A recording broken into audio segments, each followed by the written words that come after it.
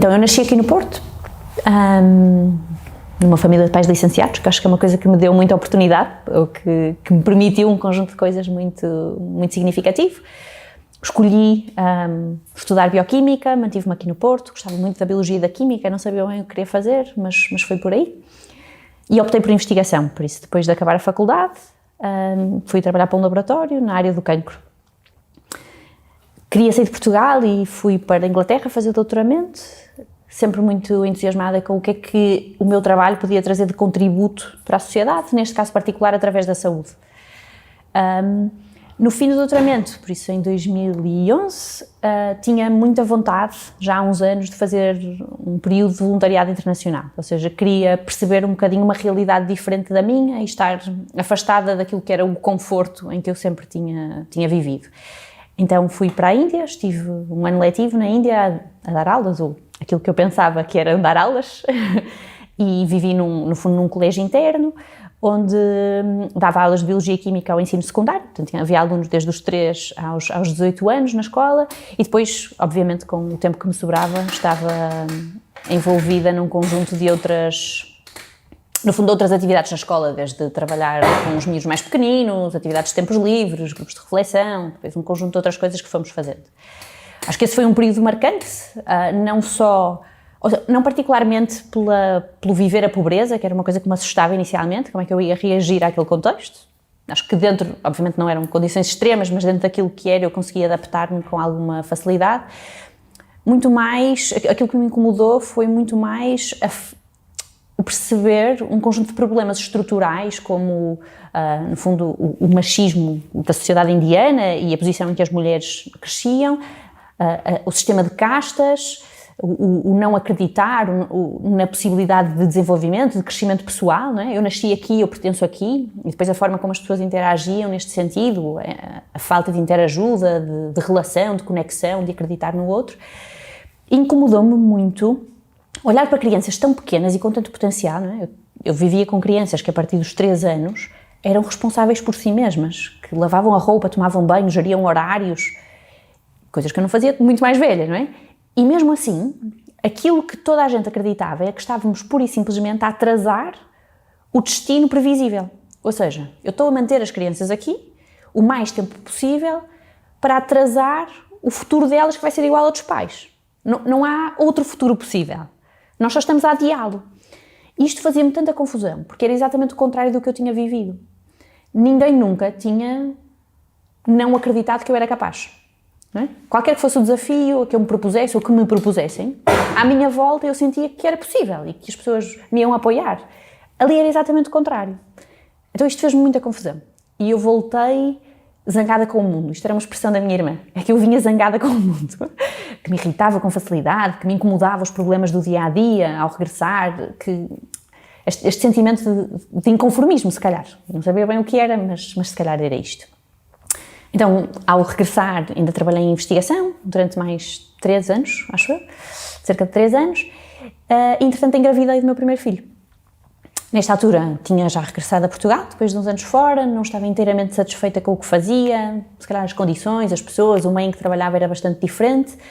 E ao fim de semana, começamos eu e o Pedro, a fazer pequenas coisas do que é que será que nós podemos trazer de diferente? O que é que podemos fazer de diferente para contribuir para que a sociedade seja melhor? Nós conhecíamos a Teach for All porque tínhamos amigos de outros países que trabalhavam na organização.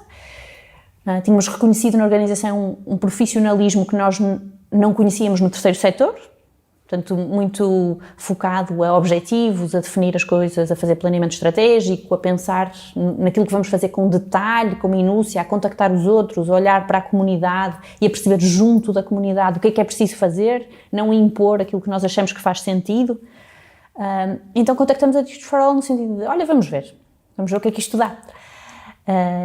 E então começamos a fazer isto ao fim de semana, a Teach for All respondeu-nos de volta, vamos pensar de que forma é que vocês veem isto acontecer em Portugal, realmente não temos ninguém em Portugal interessado em montar a organização, vamos ver de que forma é que podemos trabalhar, digam-nos o que é que vocês conhecem, vamos explorar um bocadinho o ecossistema da educação em Portugal e vamos perceber se faz ou não sentido e se vocês são ou não as pessoas certas.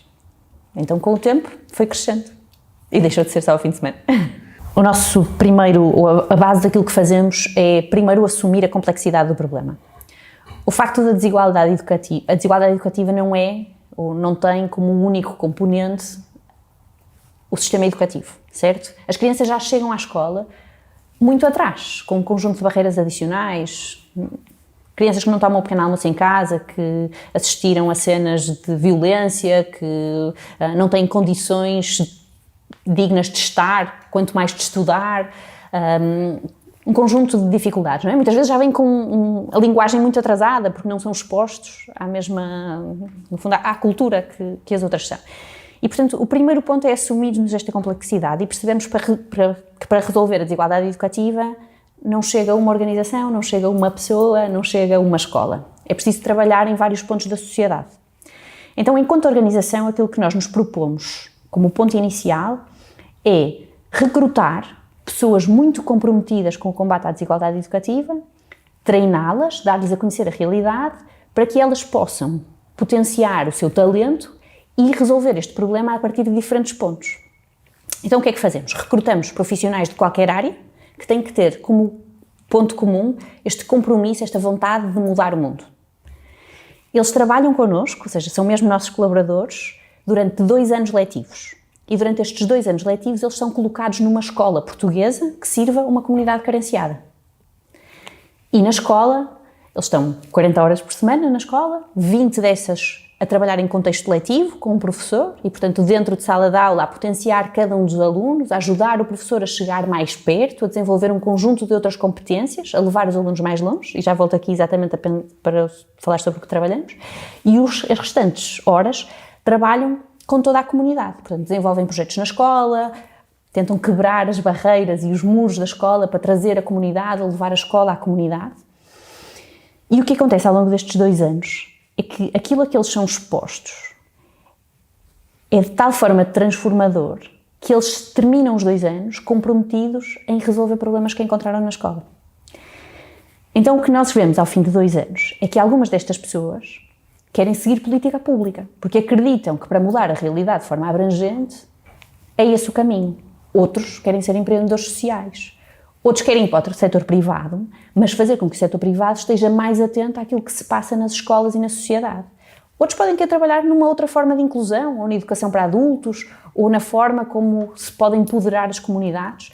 O que nós fazemos é que garantimos que estas pessoas são expostas e conhecem a realidade destas crianças, dos alunos, dos professores, de uma forma muito próxima, não é? Deixa de ser anónimo, passa a ser o Miguel, o João, o António.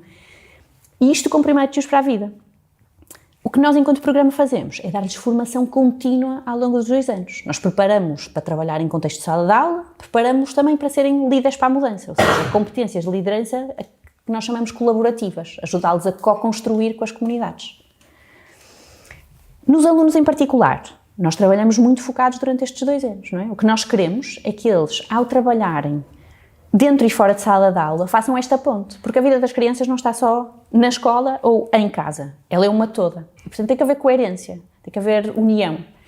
E o que nós lhes propomos é que eles construam esta união e que apoiem os professores e os ajudem a chegar de uma forma mais individualizada a cada aluno, a perceber as necessidades de cada um, a trabalhar em paralelo com os conteúdos, que são essenciais e que os professores, obviamente, precisam de tempo para os trabalhar, um conjunto de outras competências. Isto é possível fazer em paralelo. Eu consigo trabalhar o pensamento crítico enquanto trabalho a matemática. Eu consigo trabalhar a autonomia com qualquer outra das disciplinas. Eu consigo trabalhar a consciência de quem eu sou e de para onde vou num conjunto de outras coisas, na história, na educação para a cidadania, não é? Então, se houver um segundo adulto em sala de aula que está preparado para, no fundo, juntar os conteúdos com as competências, nós estamos a levar estas crianças mais longe. Acho que o primeiro ponto é nós sentirmos responsáveis e não atirarmos a responsabilidade para o lado de lá. Não é? A escola tem a obrigação de abrir portas, mas nós temos a obrigação também de aproveitar essa porta aberta. Não é? Até como mãe, digo isto, que acho que às vezes nós temos a tendência de exigir da escola, mas não podemos só exigir, também temos que dar de volta, não é? Dar o nosso tempo, dar o nosso espaço. E aqui, o simples facto, muitas vezes isto me faz pensar, não é? Enquanto eu, que posso fazer uma escolha, se eu escolho pôr os meus filhos no ensino privado, porque me é muito mais fácil e porque me dá, no fundo, pode-me dar outra, se calhar, outro sossego e que me pode permitir, por exemplo, focar no meu trabalho. Até que ponto, se eu tivesse os meus filhos no ensino público, isto não seria mais simples para todos, não é? Ou não estaria a beneficiar outros alunos e a exigir mais da escola e isto não traria algum equilíbrio, não sei. É uma questão. Mas que pode ser uma forma de, não é? Outras questões que eu acho, portanto, esta responsabilização acho que é essencial. Depois, acho que é preciso nós todos começarmos a olhar para aquilo que exigimos da escola, não sendo apenas o resultado de um exame, não é? Porque a escola trabalha muitas vezes para isso. Mas é o que nós, enquanto pais e sociedade, também exigimos da escola, porque é aquilo que nós acreditamos que vai dar oportunidade aos nossos filhos. Então, se eu exijo que a escola me garanta que os meus filhos vão ter a nota X, será que a escola consegue trabalhar o contrário? Será que não? Será que está preparada para isso? A legislação já permite. A nossa legislação é extremamente aberta. Mas será que nós estamos a dar à escola, aos professores, a possibilidade de se formarem, de se reinventarem?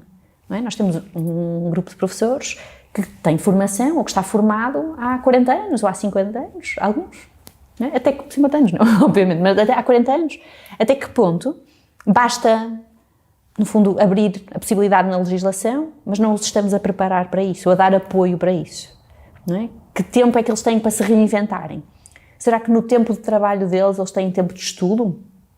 Será que no tempo de trabalho deles eles têm tempo... Têm informação, é verdade, mas será que isso é suficiente? Se eu tenho que reinventar tudo aquilo que faço, será que ter ido a uma formação é suficiente ou eu preciso que me aloquem, não sei, 5 horas por semana para eu fazer isto com calma e com qualidade?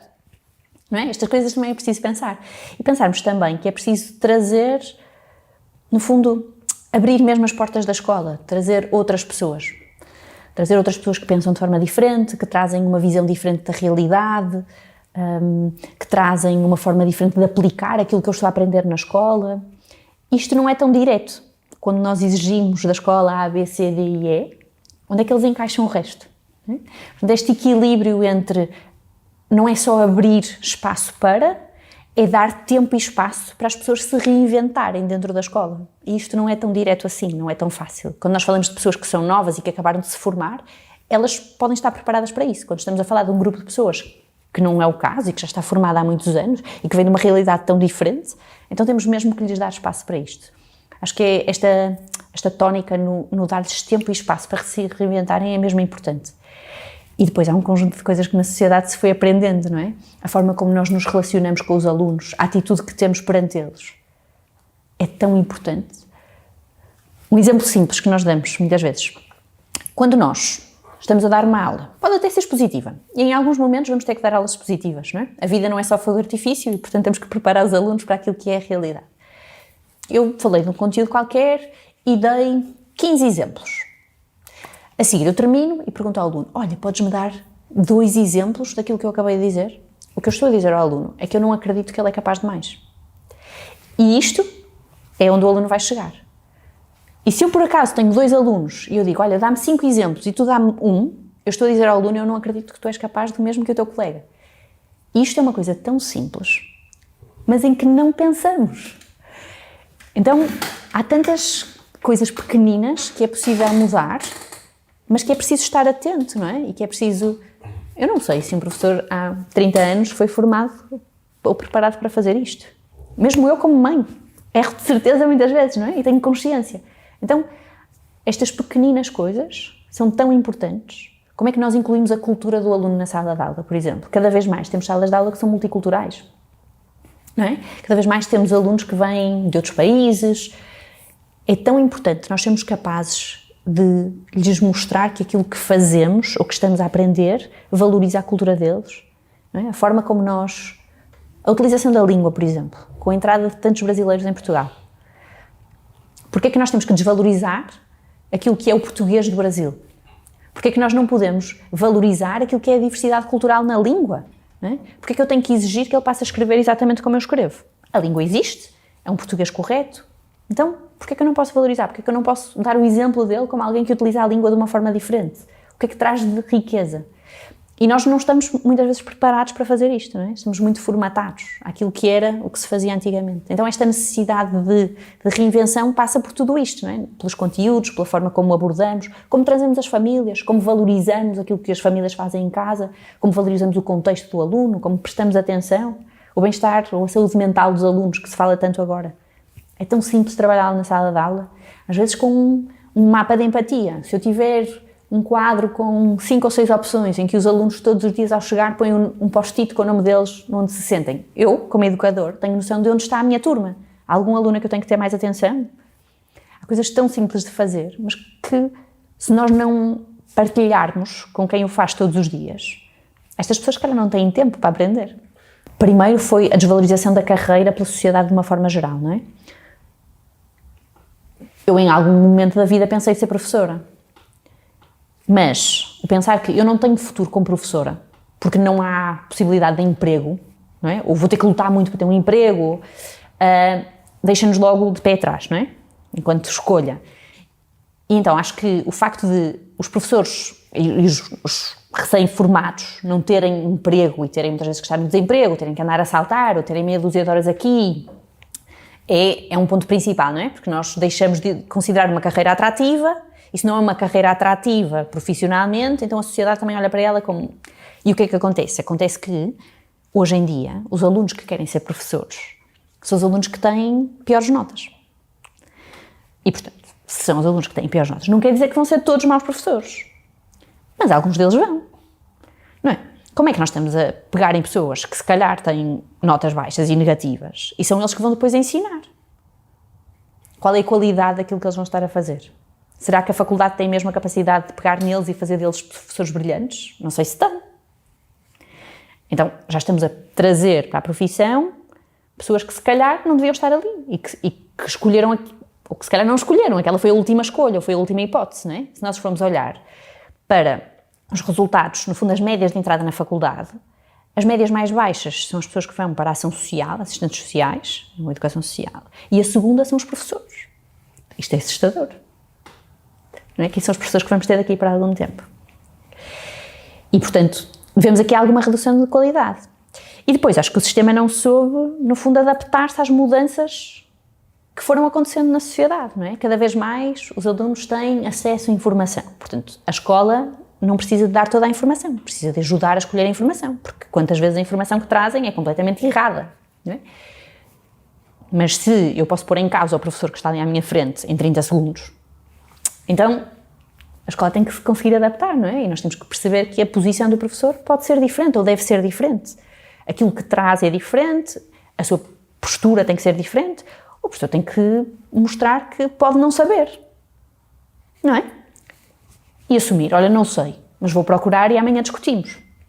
Isto é tão simples, é mais fácil do que dizer, tenho a certeza e estar a dar a resposta errada, porque isso põe-nos numa posição que obviamente é depois confrontada ou discutida pelos alunos. Então acho que foi tudo isto que foi trazendo mudança e que nós, enquanto sociedade, fomos mesmo passando a desrespeitar, associado a um conjunto de, se calhar, protestos que a sociedade em geral não consegue compreender, não é? Greves e mais greves e mais greves. Então, será que nós conseguimos compreender o motivo das greves?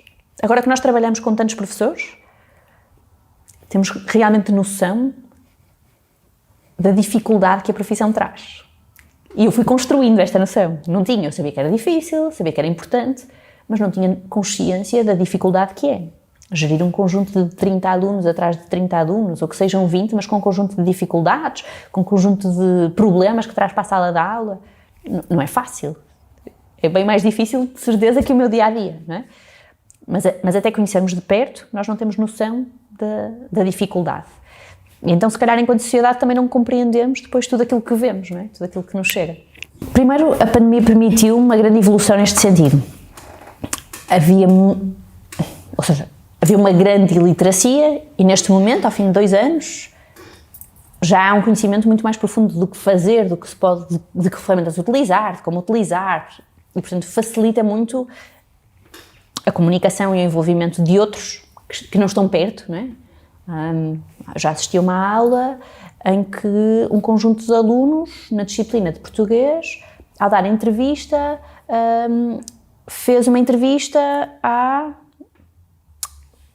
Patrícia Mamona, se não estou em erro. Portanto, ou seja, isto é possível, não era possível antes, não é? A partir de um telefone e de uma call Zoom, os alunos conseguiram estar em contacto com uma atleta de alta competição e que tem uma história de vida para contar, enquanto falavam de um conteúdo. Portanto, abre um mundo de possibilidades. Depois, acho que permite, ou que esta é uma realidade, não é? Nós no nosso trabalho utilizamos o mundo digital a toda a hora para tudo e, portanto, nós temos que preparar os alunos na escola para esta utilização, porque isto não é uma utilização óbvia, não é? Como falávamos da informação que não é informação, ou não é? No fundo de um conjunto de mentiras a que somos expostos e a necessidade de sabermos escolher. E, portanto, isto exige preparação, porque isto não é fácil nem para adultos treinados, não é? É preciso muita atenção, é preciso muito cuidado. Então, de que forma é que nós preparamos os alunos para isto? Porque esta vai ser a realidade deles, já é, não é? A partir do momento que têm redes sociais, já é. E, portanto, temos que os preparar para isto. Isto passa a ser uma obrigação da escola prepará-los para, não é?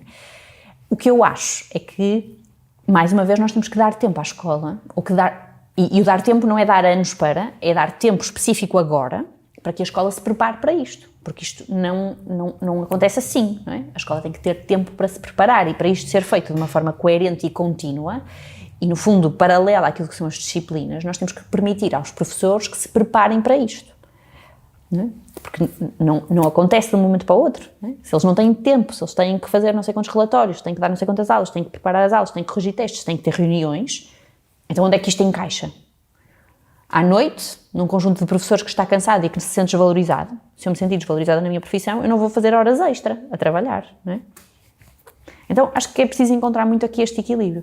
Acho que permite um maior equilíbrio, ou seja, porque enquanto antigamente, para ter acesso a uma entrevista deste tipo, ou uma visita de estudo não sei aonde, ou conhecer uma realidade diferente, só um conjunto pequeno de alunos ou de famílias ou de comunidades é que tinha essa possibilidade, neste momento isto é possível de um outro modo. E, portanto, se nós soubermos aproveitar a forma como utilizamos estes meios digitais, nós estamos a trazer uma outra realidade a um conjunto muito grande de alunos. E isto é uma oportunidade que não se deve desperdiçar, não é? É dar a conhecer a realidade, é estimular, não é? Um exemplo simples.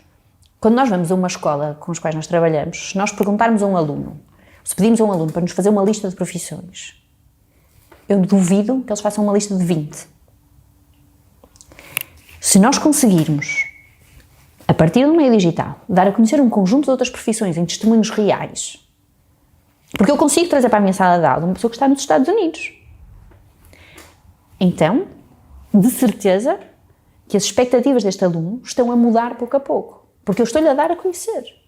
Se eu não sei o que é um astronauta, como é que posso querer ser um astronauta? Não é? Mas se eu puder falar com nem que seja 10 minutos, isto pode marcar-me.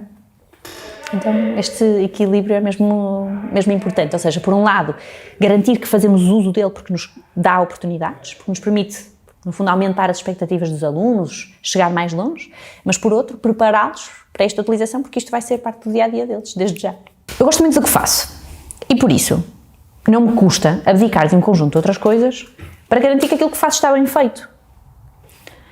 Mas se eu sentir que o meu trabalho não é valorizado, que a sociedade em geral considera que eu quero chegar lá e despejar matéria e vir-me embora, não é? Porque a ideia que depois a sociedade tem, ou deposita dos professores, eu acho que desmotiva, não é? E depois entramos nesta coisa do sistema, não é? O sistema não valoriza este brio, esta vontade de fazer melhor, não é? Onde é que o sistema, este sistema de créditos, olha para os resultados deste professor em particular? Não é? A escola não olha. O sistema de créditos é montado no fundo, eu tenho que fazer X sessões de formação, que são creditadas, eu a seguir tenho que ter X aulas observadas por um colega que vem aqui e me diz antecipadamente quais são as aulas que vai observar, e está. Não é? Então, onde é que está aqui, onde é que entra o resultado do trabalho que eu faço, não é? Onde é que entra o facto de eu ter uma turma com 20 ou 25 alunos que vêm do meio carenciado e eu consegui que, em vez de ter 20 negativas na turma, eu tenha 15. E eu saí daqui com um conjunto de alunos que até percebe porque é que vem às aulas e que vem contente para as minhas aulas. não é? Então, tudo isto faz com que, se calhar, eu deixe de querer o conhecimento pelo conhecimento, porque eu não sinto que depois isto esteja a ser valorizado. E eu acho que há uma coisa, naquilo que falavas do sistema engole-nos, engole mesmo. Isto em qualquer profissão, mas quando nós entramos num grupo onde o habitual é a queixa, o habitual é eu faço a minha parte, mas depois não tenho retorno. Então é muito fácil nós entrarmos neste ciclo vicioso. Nós sentimos isso com os próprios mentores que pomos nas escolas, que chega uma altura em que eles deixam de acreditar. E para isso, aquilo que nós vemos que funciona é que nós estamos aqui atrás e nós continuamos a puxar para cima, não é? Nós fazemos observações do trabalho deles mensal, nós temos sessões de acompanhamento mensal em que conversamos com eles sobre as barreiras que encontram, as dificuldades e como é que podem ultrapassá-las. Nós temos sessões de formação quinzenal, nós promovemos a partilha entre todos, porque só puxando para cima, estando fora e puxando para cima, ou fazendo o equilíbrio, não é? Eu que estou aqui com alguém que está numa escola em Braga ou no Algarve e que estamos a ter um problema semelhante e que até podemos partilhar soluções, e hoje eu até posso estar mais em baixo, mas eu sei que ele vai puxar por mim, isto é que permite continuar no dia-a-dia, não é? É esta partilha, é este puxarmos uns pelos outros, porque quando nós estamos num sítio onde tudo puxa para baixo, então é muito difícil sair, não é? É muito difícil resistir a isto todos os dias, semana após semana. Então esta necessidade de haver, não sei, uma forma de partilha, o trazermos alguém de fora, o conseguirmos partilhar com o colega, olha, eu tenho esta dificuldade, podes vir assistir à minha aula e dizer-me o que é que farias diferente? Isto é tão importante, mas tão importante, porque isto é que nos permite resistir às dificuldades do dia-a-dia. Elas são muitas e vão sempre ser, não é? Quando estamos a trabalhar numa escola, e nestas escolas em que trabalhamos, as dificuldades são imensas e vão continuar a ser.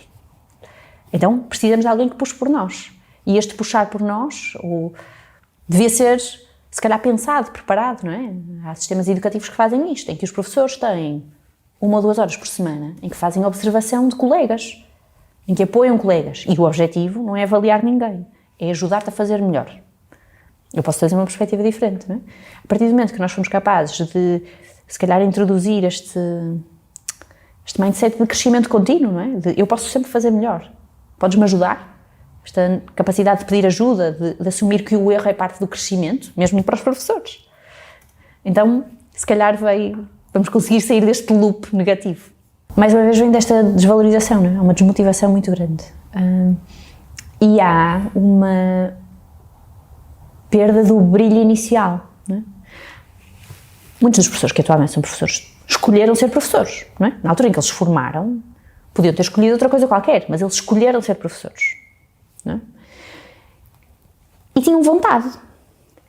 E eu acho que, no fundo, a dificuldade do dia-a-dia foi matando essa vontade, ou pelo menos camuflando.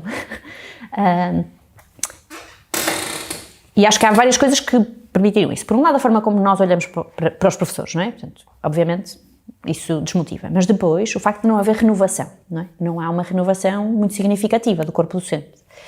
E, portanto, enquanto a renovação, se fosse equilibrada, se fossem números semelhantes, poderia permitir mais equilíbrio, não é? Não seria tudo negativo. O positivo e o negativo entrariam em contacto e, portanto, podia haver aqui esta renovação. O sistema devia permitir esta partilha, esta troca, devia haver momentos e tempo para isso, não é? Este tempo de observação, este tempo de trabalho conjunto, porque ter mais tempo para preparar coisas de forma conjunta, ter mais tempo para ver exemplos, isto começa a equilibrar as coisas.